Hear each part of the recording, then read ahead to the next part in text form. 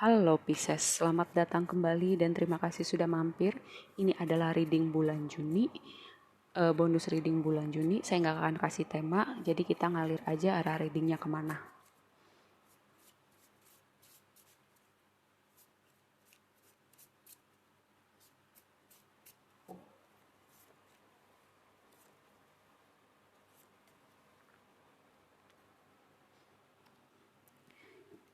Yang pertama, kartu ini berbicara. Yang pertama berbicara tentang fondasi, kedua berbicara tentang kesehatan, yang ketiga berbicara past life connection ya, hubungan masa lalu kita buat yang percaya aja, dan mungkin masih kita bawa ke kehidupan sekarang gitu ya, karena masih ada yang belum dibereskan, jadi kita bawa pelajaran itu ke kehidupan ini. Yang ini berbicara tentang loyalitas antara kamu dengan orang-orang di sekitar kamu atau sebaliknya, atau kamu terhadap suatu hal, bisa pekerjaan, bisa sebuah proyek, bisa apa saja ya, konteks loyalitasnya. Apakah ada masalah dengan loyalitas atau enggak, nanti kita bedah lebih lanjut lagi.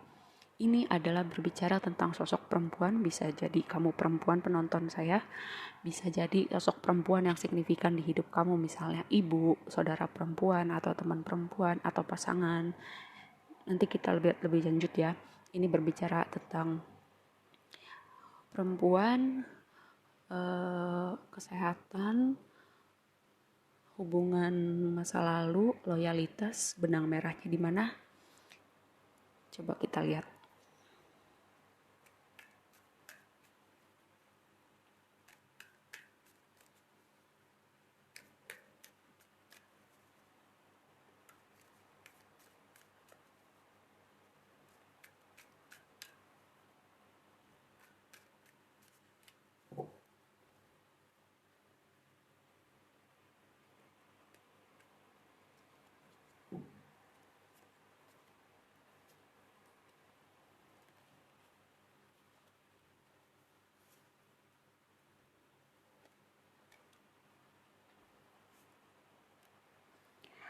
Oke, saya kayaknya bisa melihat nih arahnya kemana.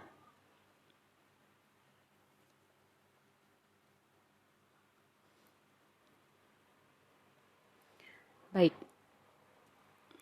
di sini tadi ya ada lovers, ada hangman, ada nine of swords. Saya melihat ini secara keseluruhan nih, saya melihat ada hubungannya dengan hubungan romantis kalian ya, karena di sini ada lovers, di sini ada four of wands. Berbicara kartu yang berbicara tentang hubungan. Lalu di sini ada tower, sesuatu terjadi pada hubungan kalian, sangat mungkin hubungan romantis, bisa juga hubungan lain ya, bisa pertemanan, keluarga, pekerjaan. Sesuatu terjadi, sesuatu menggoncang, terus kalian tiba-tiba terbuka pikirannya tentang suatu hal yang tadi nggak kelihatan, atau terjadi perubahan pada cara berpikir kalian gitu. Lalu kalian berada di dalam zona abu-abu gitu, kayak mau melakukan apa nih dengan situasi ini, kondisi ini, atau dengan orang ini, karena di sini ada hangman gitu. Kamu lagi berpikir untuk melakukan sesuatu, tapi di satu sisi saya melihat kamu capek dengan kondisi ini. Saya melihat seperti itu ya, ada sesuatu yang bikin kamu capek, hubungan ini, orang ini.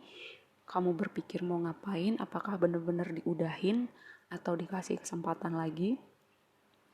Kita lihat lebih lanjut.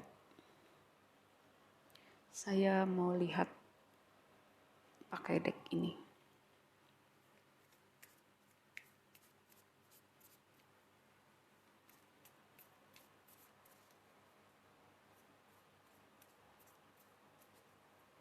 Sangat mungkin ini ada hubungannya dengan orang ketiga ya, karena tadi di depan kan saya bilang ada loyalitas. Kartu ini berbicara dengan loyalitas.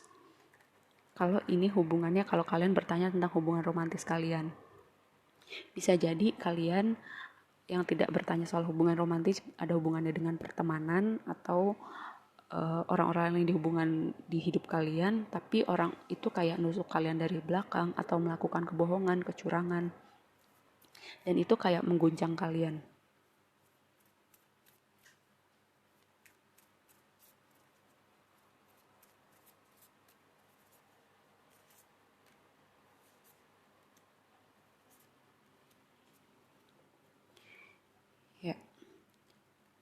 ada butterfly, ada clock, ada mirror.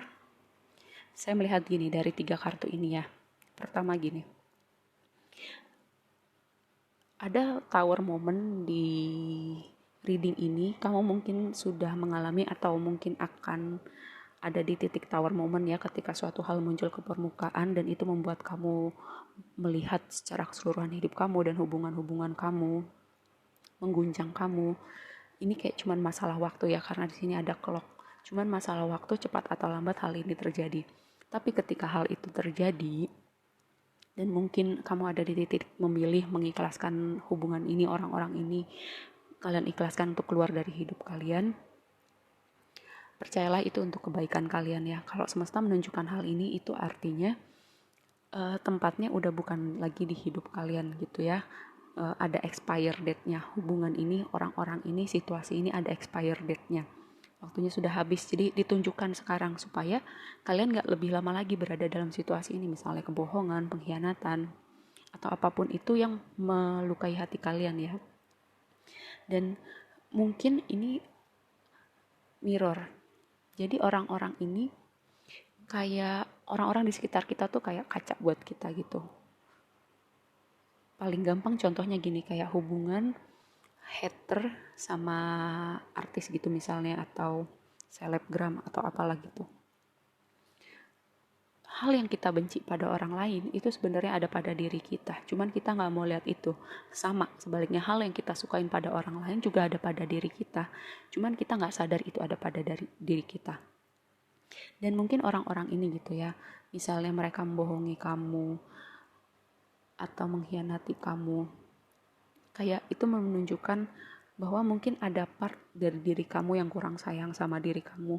Jadi energi kamu mengundang orang-orang ini yang gak bisa respect sama kamu, yang gak bisa jujur sama kamu, supaya kamu belajar respect dulu sama diri kamu belajar dulu sayang sama diri kamu. Jadi energi kamu juga mengundang beneran orang-orang yang baik, orang-orang yang energinya positif juga dalam hidup kamu.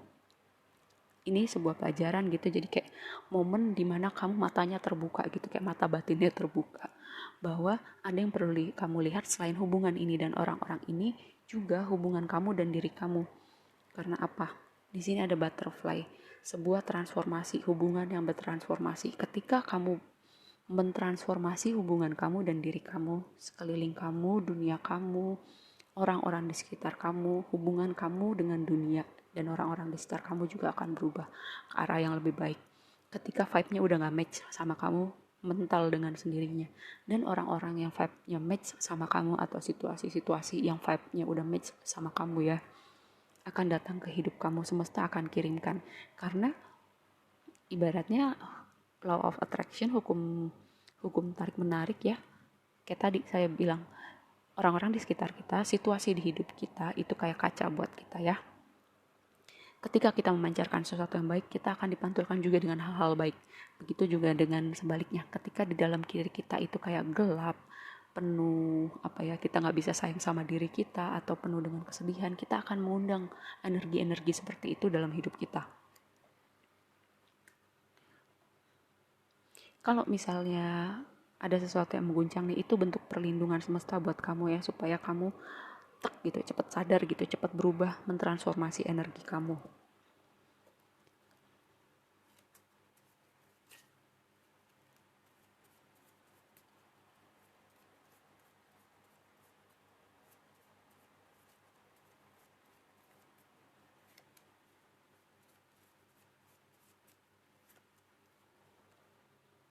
Oke, ada imager, ada divine counterpart, ada insecurity.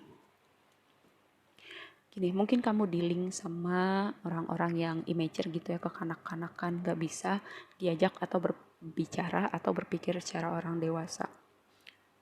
Biarkan dia dengan dunianya dan perilaku dia, dengan sendirinya nanti mental. Mungkin dia udah kelihatan nih aslinya dengan munculnya tower di reading kamu. Lalu insecure, mungkin ada part dari diri kamu yang masih insecure, yang belum bisa menerima diri kamu apa adanya. Jadi orang-orang di sekitar kamu tuh men-trigger insecurity kamu. Tapi nggak apa-apa, kita semua punya insecurity. Tapi apakah kita terus tenggelam dalam keinsecurean kita, atau kita mau mentransformasi itu supaya kita jadi orang yang secure, yang gak akan ke-trigger lagi sama orang lain, dan kita juga memancarkan energi yang positif gitu, sehingga kita juga mengundang hal-hal baik, mengundang hal-hal positif, orang-orang yang positif dalam hidup kita. Divine counterpart. Kalau hubungan kamu yang terguncang gitu, biarkan dia pergi. Kamu healing dulu sama hidup kamu healing dulu hati kamu ya. Jadi kamu memberi ruang pada semesta untuk memberikan kamu hal-hal baru, berkat-berkat baru. Bahkan mungkin orang yang secara hubungan romantis itu match sama kamu ya, divine counterpart kamu. Terserah kamu mau melabelnya itu soulmate atau apa. Itu akan datang ke hidup kamu ketika kamu mentransformasi hubungan kamu dengan diri kamu. Oke, kita tutup readingnya dengan kartu Moonology. Karena ini lagi bulan purnama, kita pakai kartu dengan tema bulan.